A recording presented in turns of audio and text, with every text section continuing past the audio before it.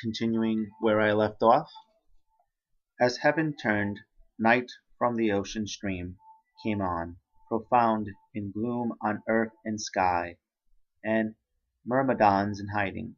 In their homes the Tupians lay silent, wearied out, and slept enfolded them. The Argive fleet, drawn up in line abreast, left Tenedos through the aloof moon's friendly stillness, and made for the familiar shore. Flame signals shone from the command ship. Sinon, favored by what the gods unjustly had decreed, stole out to tap the pine walls and set free the Danes in the belly. Open wide, the horse emitted men. Gladly they dropped out of the cavern, captains first, the Sandras, Sthenelus, and the man of iron, Ulysses. Hand over hand upon the rope, Acmas, Dios, Neptatus, and Prince Machian, Menelaus, and then the master builder, Epios, who designed the horse decoy.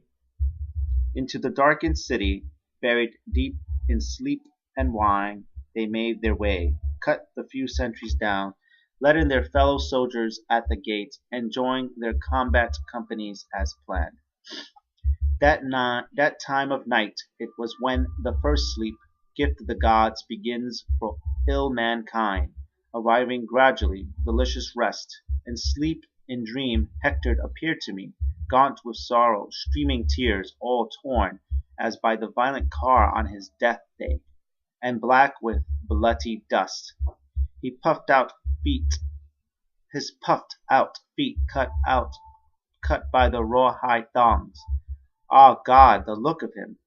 How changed from that proud Hector who returned to Troy, wearing Achilles' armor, or that one who pitched the torches on Danaan ships, his beard all filth, his hair matted with blood, showing the many wounds, received outside his father's city's walls.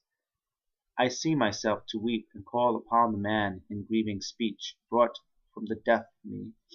Light of Dardania, best hope of Troy, what kept you from us for so long, and where? From what far place?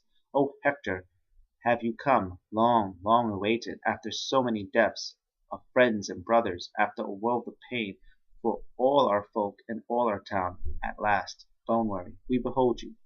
What has happened to ravage your serene face? Why these wounds? He wasted no reply on my poor questions, but heaved a great sigh from his chest, and said, "Ay, give up and go, child of the goddess. Save yourself out of these flames. The enemy holds the city walls, and from her height Troy falls in ruin. Fatherland and Priam have their due. If by one hand our towers could be defended, by this hand, my own, they would have been. Her holy things, her gods of hearth and household, Troy commends to you. Accept them as companions of your days. Go find for them the great walls that one day you'll dedicate when you have roamed the sea."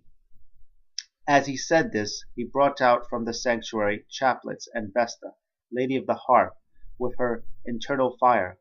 While I dreamed, the turmoil rose with anguish in the city, more and more, although Anchises' house, laid in seclusion, muffled among trees, the din at the grim onset grew, and now I shook off sleep.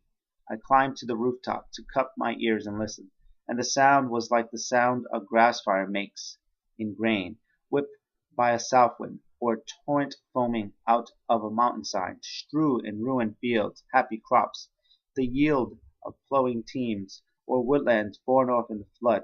In wonder the shepherd listens on a rocky peak. I knew then what our trust had won for us. I knew the Danaan fraud, the Ophidius, great house in flames, already caving in under the overpowering god of fire. Eucalgons already caught near by, the glare lighting the straits beyond Sigium, the cries of men, the wild calls of the trumpets. To arm was my first maddened impulse. Not that anyone had a fighting chance in arms, only I burned to gather up some force for combat, and to man some high redoubt. So fury drove me. and it came to me that meeting death was beautiful in arms. Then here, eluding the Achaean spear, came Pantheus, or Thoros' son, priest of Apollo, carrying holy things, our conquered gods, and pulling a small grandchild along. He ran despairing to my doorway. "Where is the crux, Pantheus?" I said. "What strong point shall we hold?" Before I could say more, he groaned and answered, "The last day for Dardanian has come, the hour not to be fought off any longer.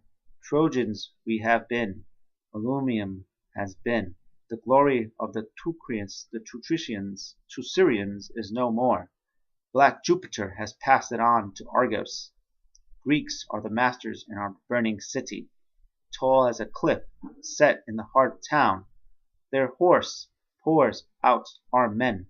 The conqueror, gloating Sinon, brews new conflagrations. Troops hold the gates, as many thousand men as ever came from great Mycenae. Others block the lanes with crossed spears, glittering in a combat line. Sword blades are drawn for slaughter. Even the first guards at the gates can barely offer battle, or blindly make a stand. Impelled by these words, the powers of heaven, into the flames I go, into the fight, where the harsh fury and the din and shouting, skyward rising calls, crossing my path in moonlight. Phi fell within with me, companions, Rhifus and Epytus, a great soldier, Hypanis, Dymas, cleaving to my side, with young Corybus, Migadon's son. It happened that in those very days this man had come to Troy, aflame with passion for Cassandra, bringing to Priam and the Phrygians a son-in-law's right hand. Unlucky one, to have been deaf to what his bride foretold. Now, when I saw them group on edge for battle, I took it all in and said briefly, "Brave as you are to no end, soldiers, brave as you are to no end, if you crave to face the last fight with me, and no doubt of it, how matters stand for us, each one can see. The gods by whom this kingdom stood are gone, gone from the shrines and altars. You defend a city lost in flames. Come, let us die. We'll make a rush into the thick of it. The conquered have one safety, hope for none." The desperate odds double their fighting spirit. From that time on, like predatory wolves in fog and darkness, when a savage hunger drives them blindly on, and cubs in the lairs lie waiting with dry famished jaws, just so through arrow flights and enemies we ran toward our sure death, straight for the city's heart. Carnivorous black night over and around us. Who can describe the havoc of that night, or tells the deaths, or tally wounds with tears? The ancient city falls after dominion many long years. In windrows on the streets, in homes, on solemn porches of the gods, dead bodies lie.